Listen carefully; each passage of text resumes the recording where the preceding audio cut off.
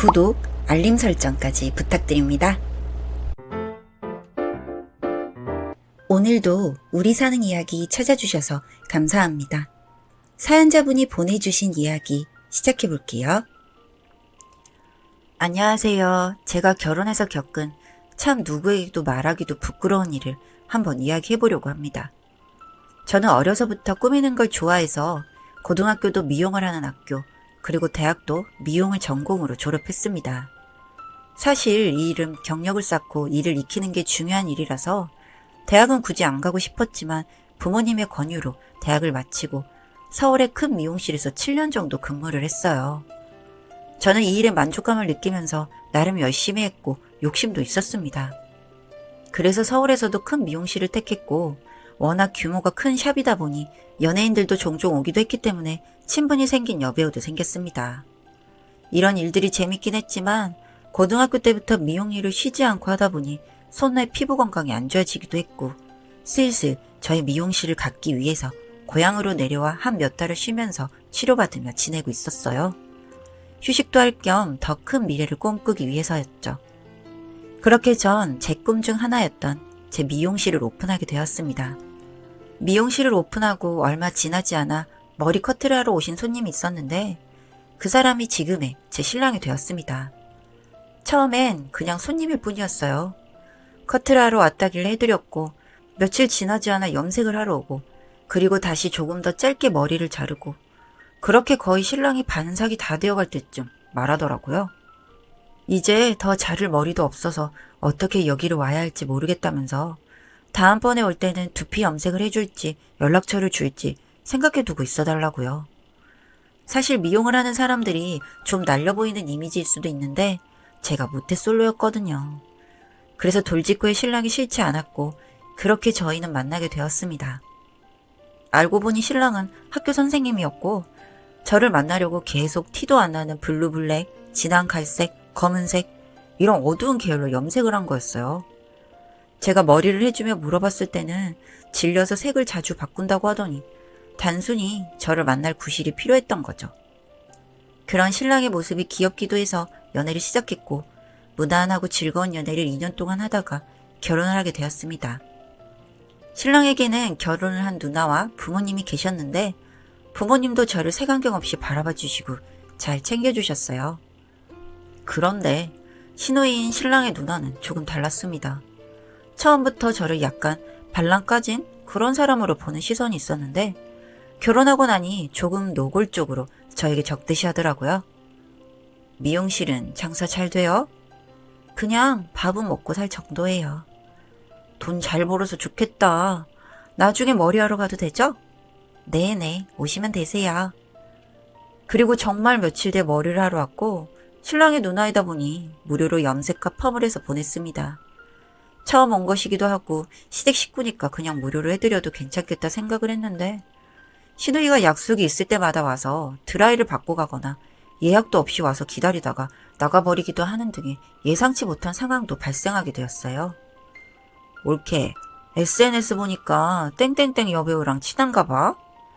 아, 서울에 있을 때 제가 관리해주다가 알게 됐어요.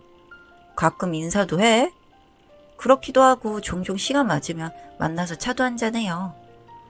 그럼 다음에 보면 사인 좀 받아줘. 한 30장? 한두 장도 아니고 그렇게 많이는 좀 실례일 것 같아요.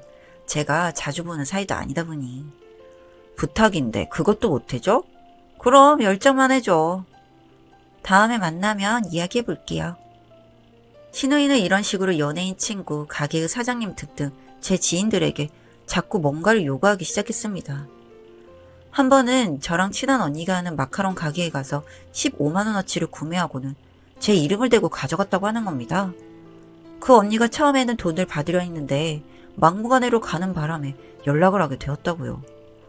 너무 황당하고 어이가 없었지만 우선 그 마음보다도 돈을 보내는 게 맞는 것 같아 돈을 송금해주고 미안하다며 사과를 했습니다. 그 마카롱 가게에 갈 거라고 저한테 네 이름 대면 서비스라도 주겠지? 하길래 저는 한두 개 더 받으려는 생각인 줄 알고 그 언니에게 한두 개 챙겨주고 나중에 따로 계산하겠다고 했는데 15만원어치라니요. 형님, 제 지인이 하는 마카롱 가게에서 15만 원어치 마카롱 가져가셨어요? 아, 올케 이름 말하니까 그냥 가져가라던데. 어떤 가게가 15만 원이나 되는 걸 그냥 줘요. 제가 다 결제했어요. 그러니까 송금해주세요. 올케가 냈으면 끝인 거지. 뭘 다시 달라는 거야. 마카롱 몇 개 챙겨줄게. 아니요, 저 마카롱 안 좋아하고요. 형님이 구매하신 거니 형님이 돈을 주셔야죠. 정없게 왜 이래 정말? 됐어. 앞으로 안 먹으면 되잖아. 그렇게 전화를 끊어버렸고 결국 15만 원을 받지 못했습니다. 그리고 신랑에게 이야기를 했더니 요즘 누나가 이래저래 힘들어서 그런 것 같다며 미안하다고 사과를 하길래 그 돈 없었던 돈인데 넘겼어요. 다음부터 그러지 않겠다고 했으니 그 말만 믿고요. 그리고 며칠 뒤 형님은 머리를 하러 왔고 저는 돈을 받겠다고 미리 말씀을 드렸습니다. 그래서 그날도 염색에 펌 그리고 영양케어까지 해서 금액이 20만 원이 넘게 나와서 드라이를 하며 20만 원에 해드리겠다고 말씀을 드렸어요. 형님은 알겠다고 하더니 드라이까지 마치고는 겉옷을 챙겨서 카드를 두고 왔다는 말만 남기고 미용실 밖으로 나가셨고 며칠이 지나도록 송금을 안 해주시더군요. 짜증은 났지만 받아야 할 돈은 꼭 받아야겠어서 저는 전화를 드렸습니다.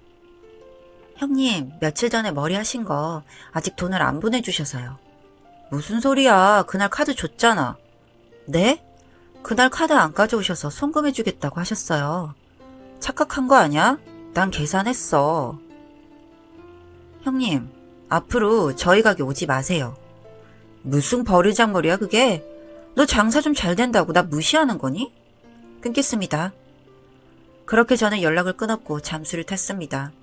시어머니가 종종 별일 없냐며 안부 전화를 할 때에도 형님 이야기가 없는 걸 보니 시댁에는 말을 안 했구나 싶었어요. 그리고 이대로 서로 피하면 되겠지 하는 마음에 한동안 안심하면서 지내고 있었는데 가게의 손님이 하나둘 줄어들고 장사가 예전처럼 되지 않기 시작했습니다. 이상하더라고요. 평균적으로 매달 버는 금액이 있는데 어느 순간부터 정말 뚝 하고 손님이 끊어졌으니까요. 주변에 다른 미용실이라도 생겼나 하고 있는데 한 손님이 머리를 하러 오셔서는 알 수 없는 이야기를 하시는 겁니다. 시간이 없어서 급하게 들어왔는데 빠르게 잘 하시네요. 맘카페가 헛소문이었나? 네? 맘카페요? 아, 모르셨어요? 사실은 맘카페에 글이 올라와 있는 게 있는데 모르셨으면 죄송해요. 아, 아니에요. 제가 나중에 찾아볼게요. 신경 쓰지 마세요. 그리고 제가 맘카페에서 본 글은 정말 경악 그 자체였습니다. 제가 운영하는 미용실의 상호명과 위치가 상세히 적혀 있었는데 그 내용이 동네에 미용실이 새로 생겨서 머리를 하러 갔는데 머리를 엉망으로 해주고 카드 결제를 했다. 그리고 머리가 마음에 안 들어서 다시 찾아갔더니 본인을 처음 보는 사람인 것처럼 대하고 쫓아냈는데 이후에 그 가게로 남자들이 여럿 들어가더라. 아무래도 남자들을 꼬셔서 장사를 하는 것 같았다. 어떻게 우리 동네에 이런 미용실이 있을 수 있냐. 뭐 이런 내용이었어요. 그리고 그날 머리한 것을 인증한다며 푸석한 머리카락과 저희 미용실 내부가 보이는 사진을 찍어서 올려두었는데 옷을 보고 바로 알 수 있었습니다. 바로 그 주인공이 형님이라는 것을 말이죠. 어찌나 어이가 없고 당장에 쫓아가서 바리깡으로 머리를 밀어버리고 싶은 심정이었지만 저는 숨을 가다듬었습니다. 그리고 그날 시댁으로 형님과 신랑 모두를 불러서 이야기를 했습니다. 형님, 맘카페에 올린 글 당장 정정글 적고 내려주세요. 뭐? 그건 내가 쓴 거 아닌데? 맘카페가 뭐야? 이럴 줄 알고 챙겨왔어요. 이 글 쓴 사람이 인증한 건데 이거 형님 머리하러 오던 날 찍은 사진이죠? 가족 카톡방에 머리카락 상해서 머리하러 왔다고 사진 보내신 그거잖아요. 얼굴만 지워두면 모를 것 같았나요? 이게 뭐야? 사진 도용하냐? 누가 연예인도 아니고 형님을 사칭해요. 나 아니라고. 주변에서 보던 시댁 식구들도 정황이 분명하니 형님께 사과글을 올리라고 저에게 미안하다고 사과를 하라고 하더라고요. 형님이 저한테 왜 이렇게 하시는지 모르겠지만 이 글 이후로 저희 미용실 매상이 많이 줄었어요. 네가 머리 못하는 걸 왜 나한테 지랄이야? 난 모르는 일이니까 알아서 해. 형님이 모른다 하시니 제가 알아서 수습할게요. 그렇게 저는 집으로 와서 글을 썼습니다. 정말 저도 독을 품고 글을 썼죠. 그 맘카페에 정말 상세하게 형님이 가족 카톡방에 보낸 사진과 결제를 하지 않고 나가던 CCTV 영상, 그리고 개인 연락을 했던 내용들로 신랑의 누나가 저에게 앙심을 품고 쓴 글이며 그날 결제는 하지 않았고 머리도 예쁘게 되었다고요. 왜 이런 글을 올리는지 모르겠지만 악의성이 다분하니 오늘 안에 글을 삭제하지 않으면 명예훼손으로 고소를 하겠다고 글을 썼습니다. 물론 명예훼손으로 고소가 될지는 모르겠지만 겁을 먹은 건지 그 글은 며칠 내로 지워졌고 시간이 지나자 손님들도 다시 조금씩 늘기 시작했고요. 오시는 손님들마다 어쩜 가족이 그럴 수가 있냐면서 마음고생 심했다며 이야기를 해주시더군요. 그런 이야기를 들으면서 어쩜 남보다 못한 인간이 가족일 수가 있나 하는 생각이 들면서 정말 정이 뚝 떨어졌습니다.